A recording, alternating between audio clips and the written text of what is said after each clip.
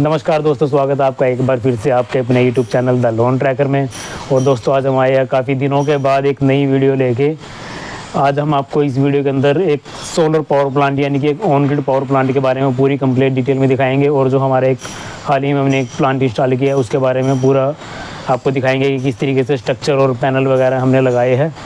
तो वो सारा का सारा इस वीडियो के अंदर कवर करेंगे। और साथ ही साथ ऑन ग्रिड पावर प्लांट के अंदर किस किस चीज़ की रिक्वायरमेंट होती है, क्या प्रोसीजर होता है, कितनी सब्सिडी है, ये सारी चीज़ें भी हम इस वीडियो के अंदर डिटेल से डिस्कस करेंगे।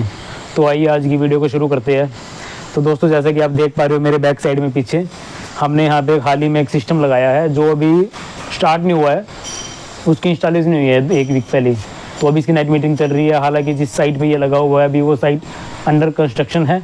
तो उन्होंने जैसे उनका घर बन रहा था उसी के दौरान जैसे स्ट्रक्चर पहले लगवा लिया था, उसके बाद फिर अब जैसे लगभग फाइनल फेस में इनका घर आ चुका है, 1-2 मंथ में कंप्लीट हो जाएगा। तो इन्होंने अपना जो भी पैनल वगैरह है, इन्वर्टर है, सारा अभी इंस्टॉल करा लिया। अभी इनकी नेट मीटरिंग की फाइल लगी हुई है और नेट मीटरिंग होती है उसके बाद ये सिस्टम चालू हो जाएगा।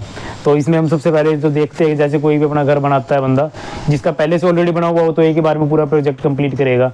पर जैसे कोई नया घर बनाने लग रहा है उसका क्या सिस्टम होता है कि वो सबसे पहले स्ट्रक्चर लगवा लेता है, क्योंकि बाद में क्या होता है स्ट्रक्चर लगाने के लिए टाइलों को उखाड़ना पड़ता है और फिर हमारे को वहाँ पे लेंटर पे चैनल लगा के उसको दोबारा से कवर करने होता है। तो अगर आपका घर अंडर कंस्ट्रक्शन है तो आप स्ट्रक्चर पहले ही लगवा सकते हो ताकि बाद में ये उखाड़ने की नौबत ना आए। और स्ट्रक्चर हमारा लग जाता है उसके बाद हम पिलर बना देते हैं। जैसे कि आप इस स्ट्रक्चर को भी देख सकते हो, यहाँ पे आप देख सकते हो एक स्ट्रक्चर लगाया गया है और जो हमारा पिलर बना हुआ है वो नीचे इसमें लेंटर में लगा हुआ है, पर वो पिलर इस तरीके से कवर हो गया है कि वो टाइलों के अंदर ही आ गया। अब आपको ये ऐसा लगेगा नहीं कि बाद में लगाया हुआ है, ये कमजोर है, ये मतलब कि बिल्कुल ही आपको मजबूत दिखेगा। ये जो कंक्रीट का पिलर भी बना हुआ है ये लेंटर से लेके ऊपर तक 1 बाई 1 फुट का पिलर बना हुआ है। इसका जो मजबूती काफ़ी ज़्यादा रहेगी क्योंकि ये स्ट्रक्चर पहले लगा दिया और टाइलें बाद में लगी। अगर हम तोड़ के लगाएं टाइलें तो फिर इतनी मजबूत नहीं होता जितना मजबूती इसकी है। तो आप स्ट्रक्चर ही देख सकते हो दोस्तों। और स्ट्रक्चर की मैं बात करूँ तो इस वाली साइड के ऊपर स्ट्रक्चर पहले ऑलरेडी कोई और वेंडर लगा चुका था स्ट्रक्चर 3-6 महीने पहले, पर कस्टमर की उसके साथ बनी नहीं तो उसने हमारे को साइट कंप्लीट हमारे को फॉरवर्ड कर दी थी। तो स्ट्रक्चर इसमें एज इट इज़ यहाँ तक लगा हुआ था, वहाँ तक लगा हुआ था। और जो स्ट्रक्चर बना के दिया था वेंडर ने वो 16 पैनल का बना के दिया था, जबकि कस्टमर की डिमांड 18 पैनल की थी। तो जब हम इस साइट पे आए तो हमने फिर क्योंकि यहाँ पे थोड़ा स्पेस की कंजक्शन थी, स्पेस की कमी थी, इस वजह से 16 पैनल तो यहाँ पे लगे थे हमारे। उसके बाद हमने स्ट्रक्चर को थोड़ा सा एक्सपेंड किया, यहाँ पे लग नहीं सकता था क्योंकि यहाँ पे जैसे पानी की टंकी है, ये आगे हमारे आइटम और भी हीट पंप वगैरह। तो फिर हमने स्ट्रक्चर को इस तरीके से मॉडिफाई किया है, वो चैनल लंबा करके नीचे सपोर्ट दे दिया। उसके नीचे हम सपोर्ट नहीं दे सकते थे क्योंकि वहाँ पर जगह नहीं है। जैसे कि आप यहाँ पे आके देख सकते हो, इसके नीचे से लैग नहीं दी जा सकती थी, पर हमने यहाँ से सीधा चैनल जोड़ दिया है और मतलब पूरी मजबूती के साथ इसमें जॉइंटर लगा के यहाँ पे 2 पैनल का स्पेस बना दिया था। तो ये हमारा 18 पैनल का स्ट्रक्चर बन गया था, जिसके अंदर की टोटल 10 किलोवाट के अप्रोक्स 10 किलोवाट के करीब ये प्लांट बन जाता है। इसमें पैनल्स की बात करें तो हमने लुमिनस के पैनल लगाए हैं क्योंकि हमारी जो फर्म है स्टेप अप सोलर वो ऑलरेडी एक रजिस्टर्ड वेंडर है पूरे हरियाणा के अंदर। तो उसके अंदर हम किसी भी कंपनी का प्लांट लगा सकते हैं, बस शर्त होती है कि DCR पैनल लगाना जरूरी होता है। तो हमने इसके अंदर जैसे लुमिनस का लगाया हुआ है। इन्वर्टर की मैं बात करूँ तो इन्वर्टर भी यहाँ पे लुमिनस का लगा हुआ है। इसके अलावा हम अदर कंपनी जैसे अडानी, UTL, माइक्रोटेक सभी कंपनी में लगाते हैं, सभी कंपनी के सिस्टम लगाते हैं और कस्टमर को सब्सिडी भी उसमें दिलवाते हैं। तो जैसे आप देख सकते हो यहाँ पे हमारा लुमिनस का इन्वर्टर लगा है। जो पैनल से जो कनेक्शन आया है, पैनल से जो हमारी स्ट्रिंग बन के आई है, 2 स्ट्रिंग है जैसे पैनल से आई है, वो पैनल से स्ट्रिंग आगे हमारी सबसे पहले आती है DCDB बॉक्स के अंदर। यहाँ पे हमारे 2 स्ट्रिंग आ जाती है, दोनों के अंदर 2 SPD लगी हुई है। फिर यहाँ से हमारी जो DC सप्लाई जाती है वो इन्वर्टर में जाती है, दूसरी तरफ कनेक्टर लगे हुए हैं। फिर इन्वर्टर उस सप्लाई को DC सप्लाई को AC सप्लाई में कन्वर्ट करके और हमारे ACDB के अंदर भेजता है। 3 फेज की सप्लाई आएगी क्योंकि ये 10 किलोवाट का सिस्टम है, 5 किलोवाट से ऊपर सारी 3 फेज की सप्लाई में आती है। फिर ACDB जो हमारा रहेगा वो जाएगा हमारी AC सप्लाई की वायर है, ये हमारी मीटर पे जाएगी क्योंकि इस साइड पे भी नेट मीटरिंग का प्रोसेस चालू है। तो यहाँ पे भी मीटर नहीं लगा, तार हमने भी ऊपर डाली हुई है। जैसे इनका नेट मीटर लगेगा ये तार साथ के साथ डाल दी जाएगी।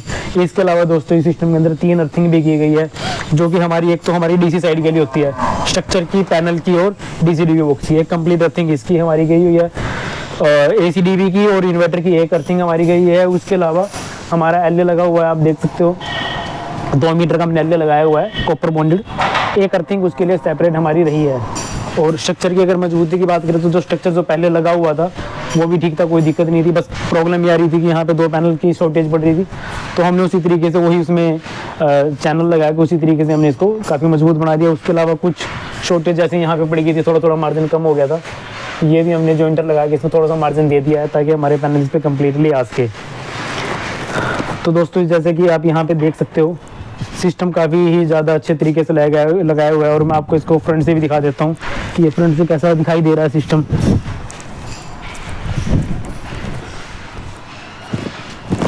तो यहाँ पे आप देख सकते हो दोस्तों, यहाँ पे हमारे पैनल लगे हुए हैं, साउथ डायरेक्शन के अंदर है।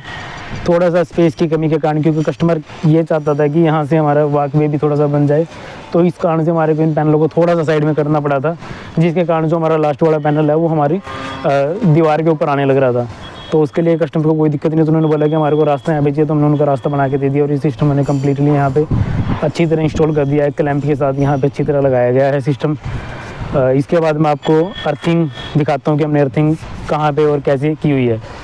तो दोस्तों ऊपर हमने सिस्टम लगाया था सोलर का, जिसके अंदर कि हमारे पैनल इन्वर्टर वगैरह सब कुछ हमने ऊपर ही सेट कर दिया है। और वहाँ से अब नीचे वायर आएगी, जो नीचे हमारा आइटम लगता है वो हमारी अर्थिंग होती है। तो यहाँ पे हमने टोटली 3 अर्थिंग की हुई है, और क्योंकि ये हाउस अभी अंडर कंस्ट्रक्शन है तो इसके अंदर हमने 3 अर्थिंग यहाँ पे की हुई है। यहाँ पे आप देख सकते हो, एक तो अर्थिंग हमारी यहाँ पे आ जाती है इसके नीचे, और यहाँ से पाइप गई हुई है, एक अर्थिंग हमारी वहाँ पे है, देख सकते हो आप, और एक अर्थिंग इसके नीचे है। उसके अलावा हमने यहाँ पे 3 अर्थिंग और की, 2 अर्थिंग और की हुई है, क्योंकि ये हाउस अंडर कंस्ट्रक्शन था तो इनकी रिक्वायरमेंट थी, घर की सप्लाई के लिए भी इनको अर्थिंग की रिक्वायरमेंट थी। तो उसके अलावा हमने 2 अर्थिंग और 10-10 फुट की यहाँ पे की हुई है घर की सप्लाई के लिए, और 3 अर्थिंग हमारी सोलर की है। पाइप नीचे से डाल दिया गया है, ऊपर से वायर आ चुकी है अर्थिंग के लिए, और ये पॉइंट आप अर्थिंग के पॉइंट देख सकते हो। फिलहाल इनके अंदर अभी रोड नहीं डाली है, क्योंकि ये हाउस अंडर कंस्ट्रक्शन है, इस वजह से रोड नहीं डाली है। जैसे यहाँ पे पत्थर बिछने का काम स्टार्ट होएगा, उस टाइम पे यहाँ पे मेन होल टाइप बना के उसके अंदर रोड डाल देंगे और इसको कवर कर दिया जाएगा। और ये वाली रोड हमने ऑलरेडी डाल दी है, जो उनके घर की सप्लाई के लिए रिक्वायरमेंट रहेगी। तो इस तरीके से इसकी अर्थिंग की जाती है। और नेट मीटरिंग के लिए क्या रहता है इसमें, जैसे ऊपर से वायर आएगी हमारी एसी सप्लाई की वायर, और इनका जो मीटर लगा हुआ है वो खंभे के ऊपर लगा हुआ है, तो वहाँ पे तार आएगी जैसे वायर की हुई है, और उस मीटर के साथ कनेक्ट हो जाएगी। और दूसरा मीटर लगता है नेट मीटरिंग के अंदर। एक तो आपका नॉर्मल मीटर जो लगा हुआ वो तो लगा ही रहेगा, उसके अलावा एक मीटर और जिसको नेट मीटर बोलते हैं वो मीटर लगता है, उसका कनेक्शन उसमें आ जाते हैं। और वहीं से एक घर के लिए लोड के लिए कनेक्शन आ जाता है, जिससे आप लोड चला सकते हो। तो जो भी आप सप्लाई जनरेट करोगे अपने सोलर से, वो मीटर भी आएगी, और जो आप लोड यूज़ करोगे उसमें से वो लेस होती रहेगी। तो इस तरीके से प्रोसेस रहता है। तो दोस्तों जैसे कि आपने देखा कि ये किस तरीके से 10 किलोवाट का प्लांट हमने लगाया हुआ है। तो अभी हम बात करते हैं कि एक on grid power plant subsidy के अंदर, जैसे कि आप सभी को पता है PM सूर्य घर के नाम से स्कीम चल रही है, जो कि सेंट्रल गवर्नमेंट ने चलाई हुई है।